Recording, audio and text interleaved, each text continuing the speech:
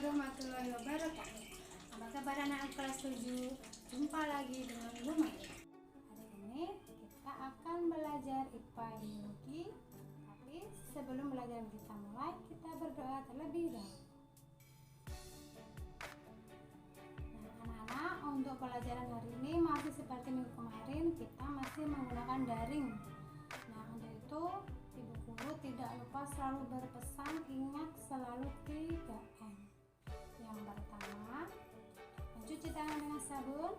Yang kedua, memakai masker. Dan yang ketiga, menjaga jarak. Dan kita masih belajar di bab yang sama dengan minggu kemarin. Kita belajar tentang sistem organisasi kehidupan. Anak-anak, Ibu Guru kemarin ada tugas yaitu menggambar sel. Ada sel hewan, ada sel tumbuhan. Nah, bagi anak-anak yang belum mengumpulkan tugas, masih Ibu Guru tunggu. Terus untuk hari ini kita melanjutkan materi yang kemarin. Kemarin kita belajar sel. Anak-anak masih ingat apa itu sel? Ya, sel adalah unit struktural dan fungsional terkecil dari makhluk hidup. Kemarin kita juga sudah belajar bagian-bagian sel. Yang sudah menggambar pasti ingat apa saja bagian sel. Nah, coba lihat gambar berikut ini. Bagian sel ini ada 1 sampai kurang lebih ada 10 sampai 11. Nah, anak-anak tolong dipelajari lagi bagian sel-selnya ya. Terus hari ini kita akan melanjutkan materi yaitu tentang jaringan, organ, sistem organ, dan organisme. Baiklah anak-anak, kita mulai dari yang pertama yaitu jaringan. Ya, anak-anak pernah mendengar jaringan? Nah, seperti jaring-jaring, kotak-kotak. Nah, jadi jaringan itu adalah kumpulan sel. Sel tadi berkumpul. Nah, sel berkumpul menjadi satu, itu dinamakan jaringan. Jadi pengertian dari jaringan adalah kumpulan sel yang memiliki bentuk dan fungsi yang sama. Contoh jaringan pada tumbuhan yang pertama ada jaringan epidermis. Jadi jaringan epidermis ini adalah bentuknya persegi panjang, terus susunannya rapat dan fungsinya sama. Jadi jaringan-jaringan tadi itu tersusun dari sel. Sel tadi tersusun rapi membentuk jaringan. Nah, jaringan ini bentuk dan fungsinya sama. Kalau untuk jaringan epidermis, fungsinya yaitu untuk melindungi jaringan di bawahnya. Ada lagi yang kedua, jaringan parenkim. Nah, contohnya jaringan tiang atau jaringan pagar, bentuknya seperti ini. Nah, kenapa dinamakan jaringan pagar atau tiang? Karena bentuknya seperti pagar. Nah, kalau satu namanya sel. Nah, karena sel ini berkumpul, bentuknya sama dan fungsinya juga sama, itu dinamakan dengan jaringan. Ingat, ulangi, jaringan adalah kumpulan sel yang bentuk dan fungsinya sama. Jaringan pada hewan contohnya jaringan epitel, jaringan otot, jaringan tulang, jaringan ikat, jaringan darah, jaringan saraf, dan jaringan lemak. Jaringan pada tumbuhan contohnya jaringan epidermis, jaringan meristem, jaringan parenkim, jaringan pembuluh xilem, dan jaringan pembuluh floem. Selanjutnya kita akan belajar fungsi jaringan. Kita mulai dari jaringan hewan. Yang pertama ada jaringan epitel, berfungsi melapisi permukaan organ bagian dalam dan organ bagian luar. Yang kedua ada jaringan otot. Jaringan otot memiliki kemampuan berkontraksi dan berelaksasi. Sebagai alat gerak aktif terdiri dari jaringan otot polos, otot lurik, dan otot jantung.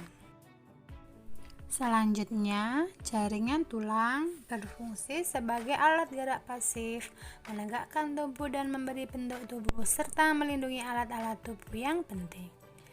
Yang keempat yaitu jaringan syaraf, berfungsi menerima dan meluruskan rangsang dari lingkungan ke bagian tubuh, serta menyalurkan respon dari otak. Yang kelima yaitu jaringan darah merah, berfungsi mengangkut oksigen dan karbon dioksida serta mengangkut sari-sari makanan ke seluruh tubuh. Berikutnya adalah jaringan tumbuhan. Ini sudah dipelajari di depan tadi ya. Untuk fungsi jaringan tumbuhan, yang pertama ada jaringan epidermis. Fungsinya melindungi permukaan akar, batang, daun, bunga, dan buah. Jaringan meristem fungsinya melakukan pembelahan sel, terdapat di ujung-ujung tunas, akar, dan daun. Jaringan parenkim merupakan jaringan dasar yang berfungsi untuk penyokong tumbuh, penyimpan cadangan makanan, dan fotosintesis. Kemudian jaringan penyokong fungsinya penunjang bentuk tumbuhan. Ada dua macam jaringan penyokong, yaitu kolenkim dan sklerenkim. Berikutnya ada jaringan xilem, berfungsi mengangkut air dan garam mineral dari akar ke daun. Dan jaringan floem berfungsi mengangkut hasil fotosintesis dari daun dan diedarkan ke seluruh tubuh.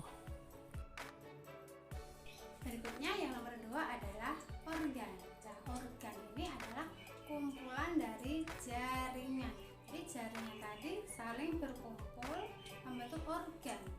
Jadi organ adalah kumpulan dari jaringan yang mempunyai fungsi tertentu. Contohnya di sini ada organ daun. Nah, organ daun ini adalah kumpulan dari berbagai macam jaringan. Nah, organ misalnya pada tumbuhan. Contohnya ini pada tumbuhan ada organ, ada akar, ada batang, ada daun, ada buah, ada juga bunga. Nah, ini adalah contoh organ-organ pada tumbuhan. Jadi organ ini adalah kumpulan dari jaringan, nah, yang mempunyai fungsi tertentu. Terus ada lagi organ pada manusia atau hewan. Nah, contohnya ada hati, ada paru-paru, ada lambung, ada usus, ada ginjal, ada mata. Nah, itu adalah contoh-contoh dari organ pada manusia. Ulangi, organ adalah kumpulan dari jaringan yang mempunyai fungsi tertentu. Itu adalah organ. Yang ketiga ada lagi sistem organ. Nah, sistem organ ini adalah kumpulan dari berbagai macam organ. Organ-organ tadi berkumpul membentuk yang namanya sistem organ. Misalnya ini pada manusia. Nah, ada namanya organ itu hidung. Ada lagi organ namanya tenggorokan. Ada lagi namanya paru-paru. Nah, organ-organ tadi berkumpul membentuk sistem organ. Nah, kira-kira apa nama sistem organnya? Ada hidung, ada tenggorokan, ada paru-paru. Nah, nama sistem organnya adalah sistem pernafasan. Ada lagi sistem pencernaan.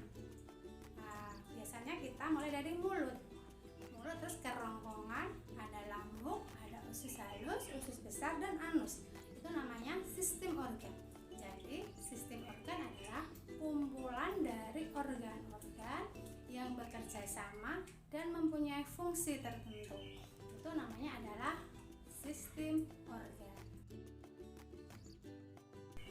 Untuk sistem organ, contohnya yang pertama ada sistem pencernaan, ada sistem pernafasan, ada sistem gerak, ada sistem peredaran darah, ada sistem reproduksi, dan juga ada sistem ekskresi. Untuk sistem organ pada tumbuhan ada sistem pernapasan atau respirasi, ada sistem pengangkutan, ada sistem penguapan atau transpirasi, dan ada sistem gerak. Untuk organ penyusun dan fungsinya bisa dibaca di sini.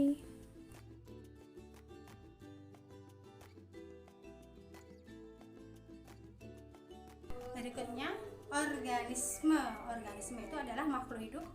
Ada manusia, ada hewan, ada tumbuhan. Nah, jadi kita itu awalnya tersusun dari sel. Sel berkumpul menjadi jaringan, jaringan berkumpul menjadi organ, organ berkumpul menjadi sistem organ, dan jadilah organisme.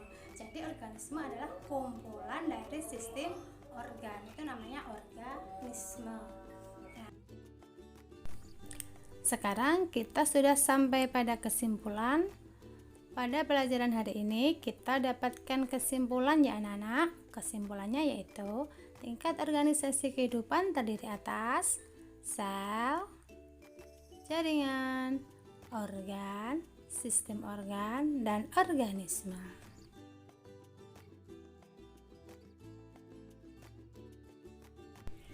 Nah, bagaimana anak-anak untuk pelajaran hari ini bisa dipahami?